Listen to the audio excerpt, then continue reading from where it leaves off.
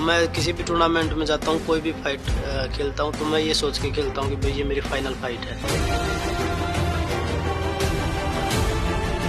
मैं अपनी तरफ से बेस्ट करने की कोशिश करता हूँ। मेरा भी यही सपना है कि मैं देश के लिए ओलंपिक मेडल जीतूं। अगर आप आगे बढ़ना चाहते हैं तो उसके लिए आपको जुनून होता है ना, वो मन में पालना पड़ेगा।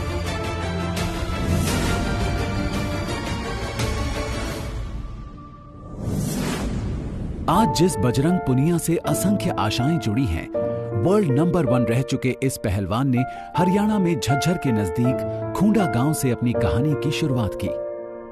मेरे पापा पहलवान थे, पर इतने अच्छे पहलवान नहीं थे। वो बस अपने ये था कि गांव में मिट्टी कुश्तियां होती थी, उनमें खेलते थे।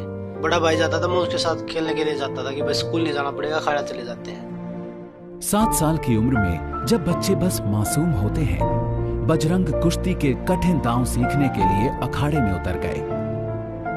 दिल में आगे बढ़ने का सपना बसाए बजरंग पुनिया भारतीय कुश्ती का नया अध्याय लिखने सोनीपत आ गए और यहीं से उन्होंने अपने पांव मिट्टी के अखाड़े से उठाकर पहली बार एक रेसलिंग मैट पर रखे।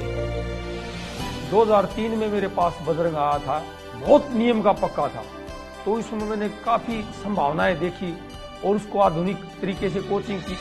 2005 में जब मेरा साई में सिलेक्शन हुआ था, मैं वहाँ पे 2.5-3 साल रहा, वहाँ ट्रेनिंग करी मैंने, स्कूल नेशनल में मेडल जीता मैंने। तो उसके बाद मैं 76 स्टेडियम में गया था, क्योंकि वहाँ पे इंडिया के जो टॉप खिलाड़ी थे वहीं थे। तो मेरा सपना था कि भाई मैं उनके साथ ट्रेनिंग करूँ, मैं उन जैसा बनूँ।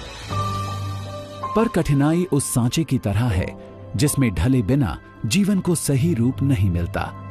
2015 में जब बैक इंजरी हुई थी, मेरे डिस्क में प्रॉब्लम हो गई थी, तो मैं रेसलिंग से 8-9 महीने दूर रहा था उस टाइम पे। 1 साल तक मैं कोई मेडल नहीं जीत पाया इतना बड़ा। 2018 में मैंने दूसरा मेडल जीता वर्ल्ड चैंपियनशिप का, तो 3 साल वेट करना पड़ा उस चीज के लिए।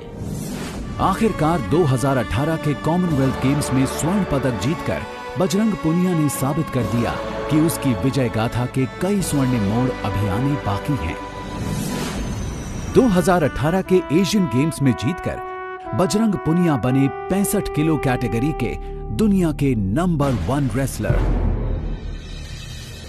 उसके बाद 2019 वर्ल्ड रेसलिंग चैंपियनशिप में ब्रॉन्ज मेडल हासिल करते हुए बजरंग पुनिया ने टोक्यो ओलंपिक्स में भी अपनी जगह बनाई।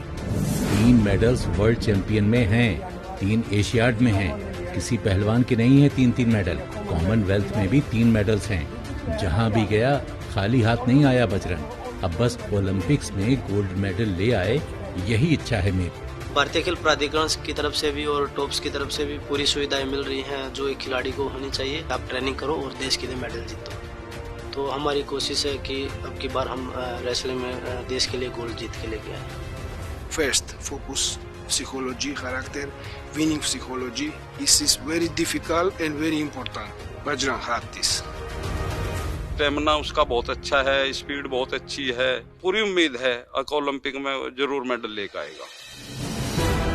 अर्जुन पुरस्कार, राजीव गांधी खेल रत्न और पद्मश्री से सम्मानित विश्व विजेता रेसलर बजरंग पुनिया की कहानी भले ही एक गांव के छोटे से दंगल के दायरे से शुरू हुई थी, पर उस खिलाड़ी का जुनून उसे उस मुकाम तक लेकर आया जहां बजरंग बन चुके हैं 130 करोड़ भारतीयों की ओलंपिक्स की आशा।